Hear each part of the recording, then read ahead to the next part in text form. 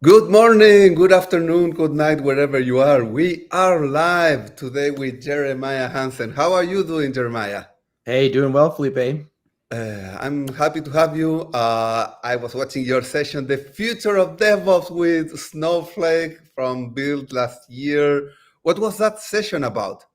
Oh, this is awesome. I spent a lot of my time with DevOps, and this is really talking about how Snowflake, the new features we're building into the product to make DevOps easier for customers. It's always been a challenge with databases, and I think what we're doing at Snowflake is going to change the game. So very exciting stuff, and it's coming out. You'll see more and more this year as it starts rolling out.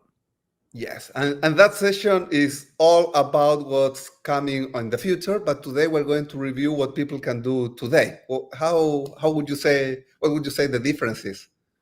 Yeah, and today we're going to do not necessarily directly DevOps. We're going to talk about data engineering. Uh, so we'll focus on kind of Python, Snowpark data engineering. Perfect. And I want to remind everyone that we are totally live. We are listening to everyone's questions. Let me see how the live stream is doing right now. Are we up? Little action. Arnab asked a minute ago, when will be the recording available? The recording will be available as soon as we're done. It gets automatically archived on YouTube and on LinkedIn. So if you're watching this, you know where to find the recording.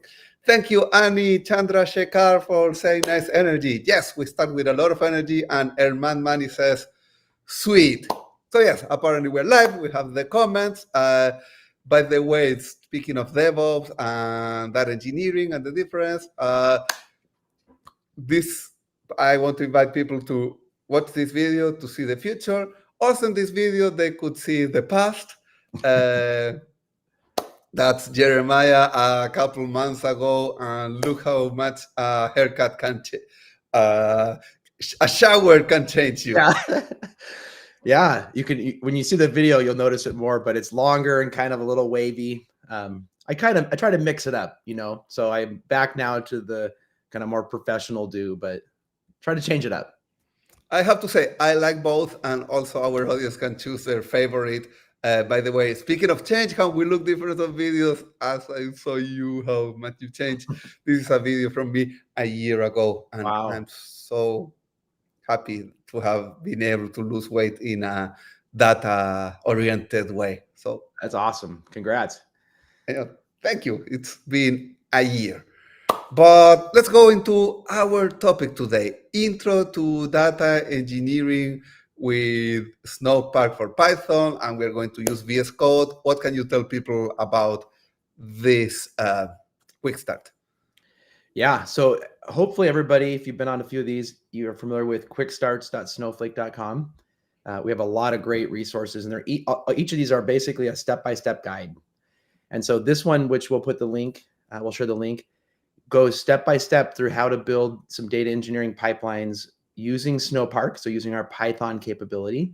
And today I'm actually going to walk through and show you a couple, 2 or 3 pieces from this Quickstart as a demo. Cool.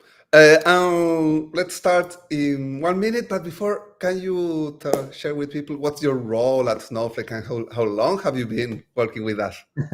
Perfect. Yeah. So again, my name is Jeremiah Hansen. You can probably see that, I think, on the screen here. I've been at Snowflake 4.5 years, a little over 4.5 years.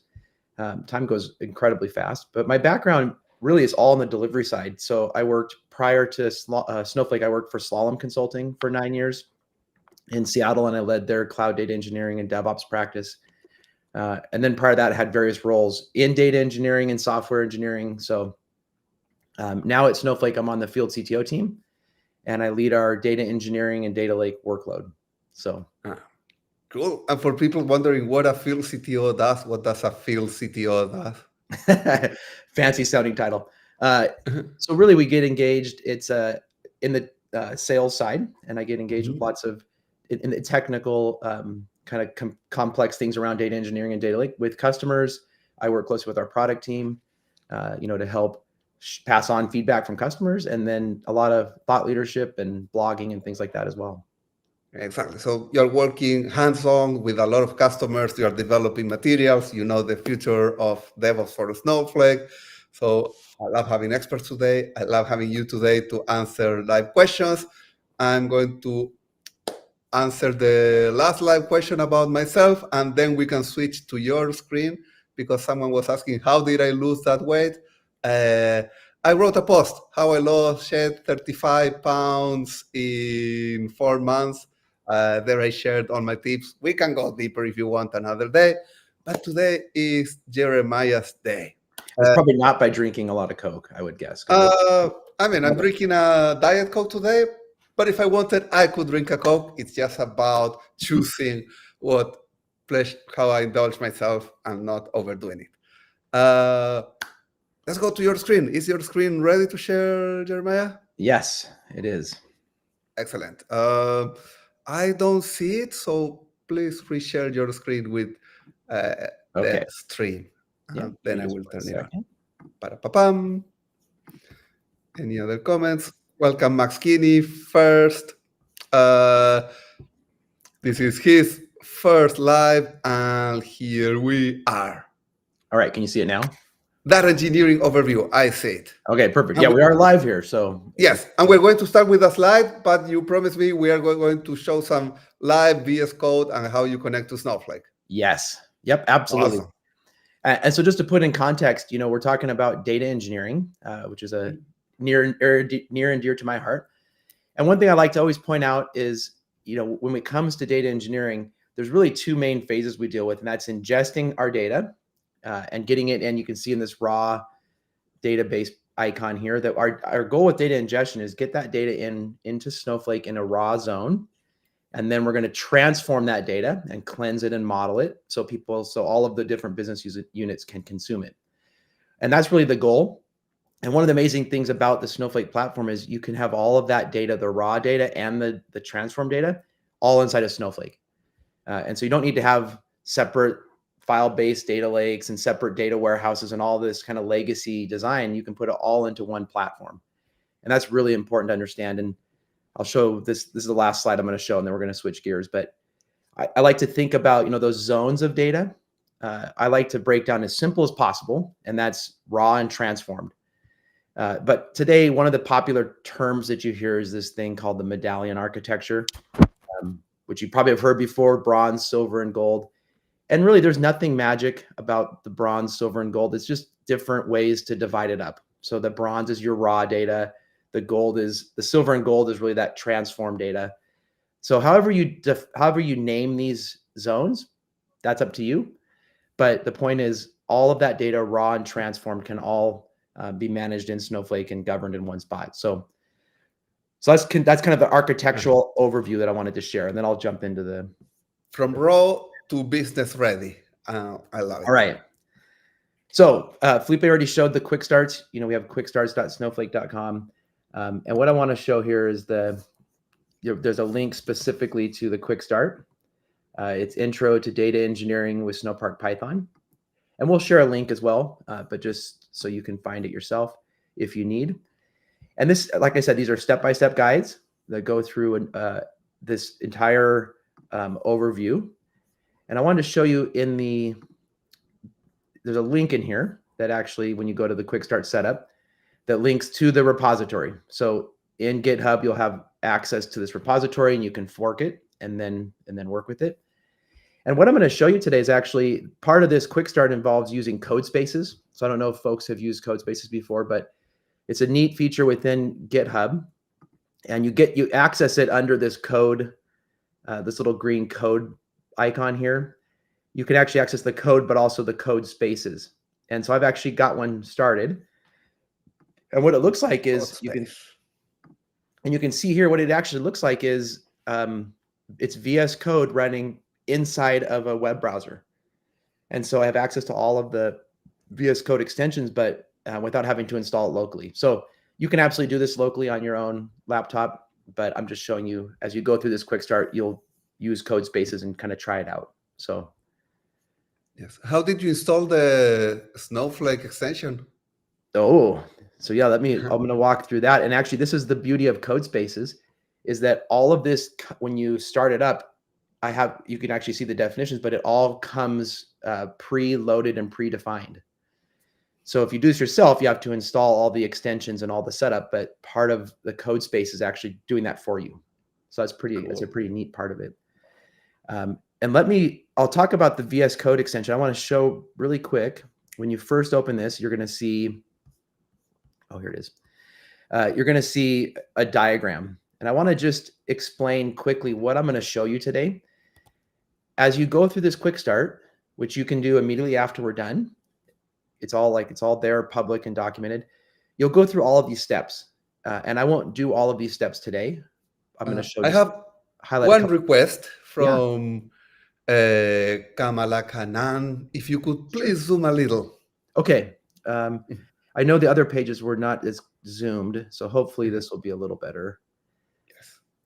Is that better? Better, yes. Okay, thank you.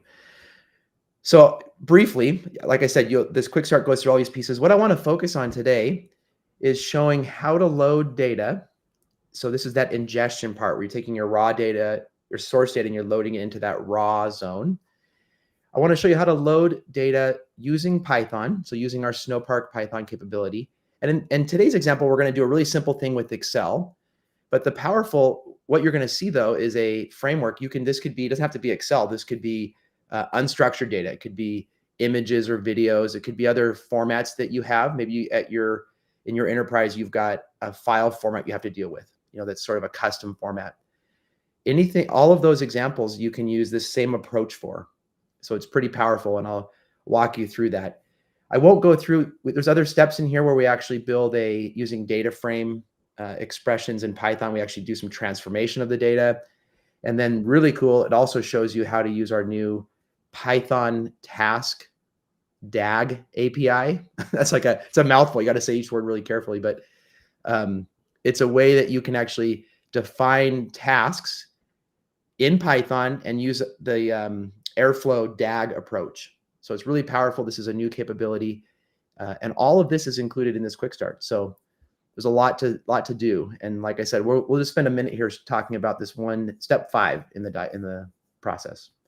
Yes. Any questions before I get into that? Well, I like that you're going to show how to read binary files. Those are Excel files on S3. And also have a question here for Kamala Kanan, who's asking how to handle data more than 5 gigabytes.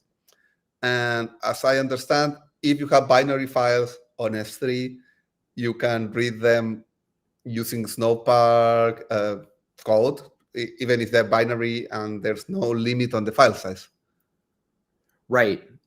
Yeah. I mean, there's definitely some tips and tricks as you're reading really large files. You're likely going to want to do that in chunks. And so there's some different techniques. And a lot of that is, kind of probably patterns and techniques you've used before. So a lot of that's not maybe specific to Snowflake, but you can do that and process it. And we have I've seen some examples. I'd have to go see if I can dig up the links, but I've seen some examples, code examples of doing exactly that, of kind of chunking the data as you load it in and processing it. Yeah, I wrote a Medium post on how to load LZ compressed files. So it's a weird compression method. No problem. I wrote some code in Python and I was able to uncompress it in chunks and place it inside Snowflake. And because, of course, a question that people wonder always, is this Snowflake's version of PySpark? Oh, yeah. So this is a good question. So the term we've used is Snowpark. And if you take the S in snow and the park at the end, right, there is a play on the word Spark. I will say, though, to make this to be really clear, Snowflake, we are not running Spark inside of Snowflake. Snowflake has a faster query engine than Spark, and we wanted to take advantage of that. So what we do, though, is what Snowpark allows you to do is run the code that you had in PySpark. So the Python code, the data frame code, the libraries that you used, that can all run inside of Snowflake. So we're actually running Python code in Snowflake with all the libraries you'd expect, but there is no Spark involved. And when customers that are moving from Spark into Snowpark, because our query engine is faster, are finding consistently that those jobs run quicker in Snowflake. So it's a play on the word for sure, but it's not Spark. Yes. Also, sometimes it's a little confusing because Snowpark is so many things inside the Snowflake, even Mhm. containers, like everything that's not SQL. But as you say, we have the Python libraries that have a data frame implementation that's very, very similar to Spark. We just try to make things better, simpler, without making Spark again, but making something better that for people that are familiar with Spark looks familiar. Yeah, exactly. And more secure, as was a big focus with Snowpark, where you can have, with all of your data, you can have it governed like at the row and column level, and there's no way around the security. Depending on what Yes. library or language or cluster setting, there's no way in Snowflake to get around the security. So governance is a really big part of it too. Yes. Let's move on. I have a question about Snowpark ML, but let's move on a little bit so we get to cover how to read these Excel files inside the Snowflake. Yeah, I want to show you this. This is exciting. So first, I'm going to flip here to Excel, and you can see my Excel files, right? Yes, I can see your Excel. And I just want to show you, this is really simple. This is not meant to be a large data set, but I've got 2 files that are going to be in S3, one with location data. And this is the content. There's actually only a few records in it. And then order details. So you can see there's a bunch of columns, mostly numbers that go through it. So what we're going to do is load those into Snowflake, but I want you to see kind of what we're dealing with before we do it. Okay, so we're back in this is the code spaces that I talked about a second ago. So we are in VS Code. We have the repository pulled up. I'm going to start here by showing you. So Felipe, you asked earlier about the Snowflake extension. I want to make sure everybody's aware of this. There have been in the past some third-party VS Code extensions for Snowflake, and they worked for sure. But we have recently published our own native extension for VS Code, which is super exciting. I don't know about you all. VS Code's my favorite editor. I use it, professionally and personally for projects. So just an incredible editor. And now that we have a native Snowflake extension, that's really exciting. And we're developing this a lot. So today we have the capability to do what you'd expect, to be able to browse the database, to be able to run queries and those sorts of things. But we're constantly adding to it. And a lot of our new capabilities, new developer capabilities are coming into VS Code as well. So definitely install it if you haven't already, but stay tuned. This is going to continue to grow. Yeah, and this is kind of crazy to me because you clicked on a GitHub URL, you're in a github.dev place, and this is connected to your Snowflake account, and it's showing your tables. Yeah, before we started this session, I did log in. So I'm logged into my demo account. I have defined, which default role and warehouse and all that. And you can see I can browse the database here, and let me refresh just so you see there's no funny business here. I have this HOL for hands-on lab database and schema. And in here, I've got a few temp tables, which we can just ignore, but it's all, you can browse it. There's actually really cool features if you have stages, like which are in Snowflake, are the way that you connect to cloud storage, like to S3. Well, I can actually browse that from here. So I can actually come in and see the files in the Quickstart. I can actually upload and download. So lots of capabilities for depending on the kind of object that you're working with in Snowflake that are just all built in. Beautiful. So this is definitely important. And before we started this session, I just created the database and all of that. So what I want to do is show you the step 5 here. So we've got some files in S3 and we want to load those into Snowflake. So let me flip over. So we'll go back to the Explorer, and these are all numbered to match the steps. So we'll do number 5. And I'm just going to run through this script. So in VS Code, just like in our Snowset UI, if I want to run a query, I'm actually going to do for the Mac, it's command return. So if you don't see me clicking anything, you can see or understand what's happening. So I'm just setting some defaults to make sure we're in the right spot. And then I want to show you that in this stage, this list command will show us what files are in the stage in Snowflake. You can see that I've got 2 files here. So there's the location Excel file and that order detail file. Those are the ones that I just showed you. So we have those. And now what I'm going to do, I created this stored procedure already. And I just want to quickly show you how this works. It's really simple. And to show you how powerful this is a feature that is part of our Snowflake capability. We're creating a stored procedure. That's a Python stored procedure. So you can see that here with the language. And I'm passing in just some simple things, a path to the Excel file and the worksheet that I want to target, and then my target table. And really what I'm taking advantage of here, the core is I'm using the Open PyExcel library in Python so that I can read the Excel files. And the actual code's really simple. I use this Snowflake class to open the file. And then I use the Excel library to actually pull data out of the worksheet. And then using down here, you can see I create a data frame and I actually write it to a target table. So very simple. And hopefully, as you look through this, you can imagine as you look at this, a format that you have.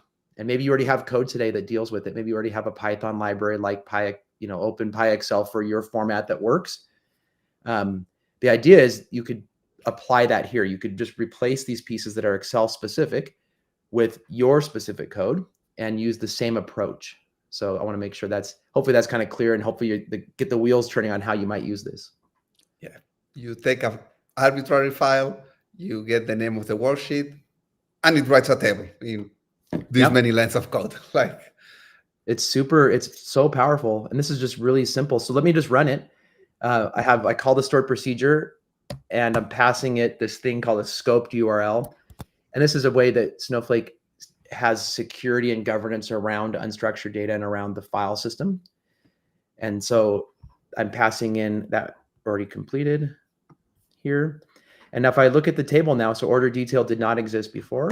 And if I look at it now, you can see here are those, the same schema that I showed you. Remember, it had mostly numbers in it. That's all here, 100 rows. And I can describe the table, and you can see it got the part of the libraries here was to look at the Excel file, look at the types and all of that. And it did that. And then I can also do the same thing with the second worksheet. So I'm calling the same stored procedure. It's a reusable stored procedure for this particular purpose. And I can do the same thing here now with location. It exists. And I got those 4 records, and I can look again at the schema and structure of the table. So really powerful. This is a simple demo here, but you can see how we can leverage Snowpark Python and existing libraries, like in this case, Open PyExcel, and create reusable processes to ingest data. And this could apply, you could use this process for any format that you want to work with. So let me pause there. I think that's probably the core one I wanted to show today. That's great. I want to remind people the Quickstart goes over way more steps and shows different things. So we don't have time to go through the whole Quickstart today, but people have time on their own, and we can show here the cool parts and focus on the questions from the audience. So for example, Shivaji has an important question. Does this work with the free training tier? Yes. We have a free Snowflake tier. Anyone can get there for free. And they should be able to do all of this within that setup. Yeah, one of the just really cool things about how we built this Snowpark support is it runs on our regular warehouses. It's not something you have to, it's not a different kind of cluster type or runtime you have to load. It's just all part of the Snowflake warehouse. So you can start it up instantly, run this code, turn it down, just like you do with our normal Snowflake warehouses. Yes. So yes, please try it out. No credit card needed. And I didn't get the name here, but do we need knowledge of Python to build data pipelines within Snowflake? That's a good question. So the short answer is no. You can, whatever language that you're familiar with and tool set you're familiar with, you can use with Snowflake. And this is actually a really important point. There's a lot of people today that will say that to do modern data engineering, you have to use Spark and you have to write raw Python code. And that's just not true. Like I talked about earlier about Snowflake's query engine, how it's faster than Spark. Well, also, you can do your data engineering in SQL if you want, and it's just as efficient as running it in Python. So yes, absolutely, you can keep those skills, and you should. You shouldn't have to, unless you need. Now, Python is great, and there might be a library in Python that you need to run, need to use. And when you do, you can use it, but you don't have to abandon everything you've done in the past and switch to Python. Yes. I love how Snowflake is this place where you can do 99% of things with SQL, but also now with Python, depending what's your preference and what's the problem you're solving. We have a related question from Aditya. Which is more performant, Snowpark data frame transformations or raw-tuned SQL queries? That's a great question. So I have a little in this Quickstart, which I won't explain this in a ton of detail, but you can see that this step 6, we actually take a bunch of data. We take those 2 tables plus some weather data, and we actually create a data frame expression. So we join the tables together and aggregate it. So this example, to answer your question, what Snowflake actually does under the covers here is this: when this evaluation gets evaluated, when this data frame expression gets evaluated, we actually translate this into SQL and we run it using our SQL engine. So really, there's no performance difference in terms of it is SQL at the end of the day running in our SQL engine. There are, like with any code generation tool, there are times where you might want to, like the SQL that gets generated might not be optimal. Snowpark does a really good job, but there are situations you might run into. And a little tip and trick for people is when I run this, if I run this right now, or you go through and run this, the actual query that gets generated, you can see that in the Snowflake query history. So go through this quick start, run this step, look at your query history. You actually see the SQL that Snowflake generated for this bit of code, and you can inspect it and look at it. And that's a way to understand what Snowflake's doing, but also even debug if you have some problems. So, yes. Now, important data engineering question that they have to confront so often. Does it support schema change? How do you work when the schema of the data changes? Yeah, it's an interesting question, and it's kind of a big question, actually. I think sometimes there's this idea that, the perfect world, everything would use schema detection and schema evolution. And I just want to first start, we have some features, but I want to first just caution that really isn't the goal with data. Did my computer freeze? What's that? Or did you freeze? Something froze for a second, but are we we're back? all back. Okay. Yes, we're back. Mm-hmm. So what I was saying was that when it comes to schema evolution, it is a nice feature, but it isn't you shouldn't it shouldn't be used everywhere indiscriminately. And the reason is, when you have tables that are, say, your model data that you're presenting to customers that are writing reports against, you actually don't want that to automatically change. If the source system adds a new column that you don't want in your final table or is incorrect, you don't want that flowing all the way through to your final table automatically and showing up. It's actually generally a really bad idea. So just a word of caution. We need to be careful. Sometimes, like I said, people talk about it like this is the silver bullet and you just use it everywhere. Now, that said, we do have schema detection and evolution capabilities. So we have that today in our copy command as you're loading data, and we have some functions that are available to you that we can actually read this, infer the schema from your different object types, whether that's CSV or JSON or Parquet or those different formats. And then you can actually use that to generate a table, and it will handle evolution of those columns as well. So we have that. And one last comment, Snowflake actually even has I think, even better way to handle the schema changes in many cases, and that's our variant data type. So we have a type of that's from the beginning built into Snowflake called variant, a data type that handles schema changes in a way that's even more elegant than those schema evolution capabilities that you see in Spark, because we can handle not just adding but removing columns. We can handle schemas with different columns, both ways, and handle it gracefully. So. Yes. Very important. Variant is very powerful and has capabilities that are different than what you get in Spark. So, yes. So we support schema changes as people want it, but also people should be very responsible of how their schema changes. Like if something is going to be automatically done, you better have some tests there so you at least realize that the schema is changing. Yeah. We're on time, but let's do let's go fast over some questions if you have some minutes, and then we do the closer, because we have good questions like, can we use an external API on Snowpark? And we did some cool things. We also have a previous session where we use the external API. So if you want to, instead of reading an Excel file, you want to read a Google Sheet, you can read it straight from Snowflake using the external API. I'm going to jump. I'll give you this question. Okay. How about calling this stored procedure from a Snowpipe and automate the process? Or is a Snowpipe still only able to use the copy command? Thank you, Karthik, for the question. I like that. So you'll see in this quick start that we schedule the stored procedure here through a task. So that you can do today. But your question specifically about the copy command, we actually are working on a feature for loading these custom formats that you'll be able to specify. And I think we're doing, it will likely be a user-defined table function, but it's the same idea exactly as we have here with the stored procedure. And then you'll be able to specify in your copy command the table function to use. So we are absolutely thinking about that. And hopefully we'll have some exciting news, in the next few months around that. So yes. Vic has a question about costs. Would it be expensive to compute if you use pure SQL?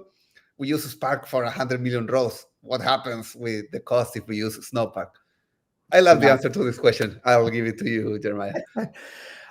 So I work with customers moving from Spark to Snowflake all the time.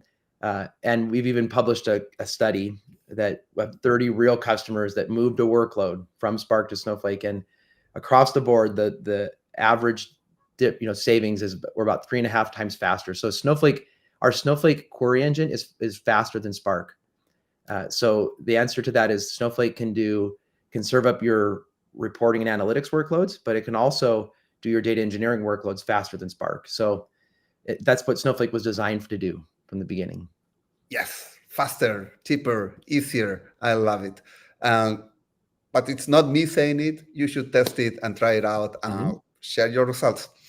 We have a lot of people asking if this is going to be shared, the video. Yes, it's being recorded right now. It will be available as a recording as soon as we finish the presentation in a couple minutes. Some people want the links to the Quickstart and the links to the files and the link to the GitHub. It's all on the Quickstart, and the link is shared on this description. Tom has been answering some questions, so thank you, Tom. Let's close with some love from people. Thank you, Ruben Colon. He loves these VS Code tutorials. So thank you for that. And another nice one. Karthik, he's been sleeping on VS Code integration. Not anymore. Definitely going to give this a swing. Looks very pretty. Thanks for sharing. Yes, I'm really impressed. I had not used CodeSpace either. You made it look really, really easy. It is. That's what's so great about it. Yes. Any closing thoughts, Jeremiah? What should people do next? What should they pay attention to? Yeah, I like what you said, Felipe. Try it out. And especially with the quick start, you can go step by step through everything that I was showing you today and a bunch more. So try it out, especially when it comes to comparing. If you have a process that you're running in Spark today, try it. Move that into Snowflake and see how much easier and faster it is. So definitely give it a try. You'll seeing is believing. Give it a try. Thank you, Jeremiah, for sharing with us today. I also want to invite people to watch your recording of the future of data ops. What was it? Sorry, what was DevOps. the title? Yeah, DevOps with Snowflake. That's a pretty cool session. I hope you will be back to show us those features as soon as they become public. I was going to ask if I could come back, in a few months and maybe show everybody some of those features. So everyone would love to have you back, and you can say so in the comments. Thank you everyone for joining us, and it's time to tell the polar bear to dance for us. Thank you. Bye.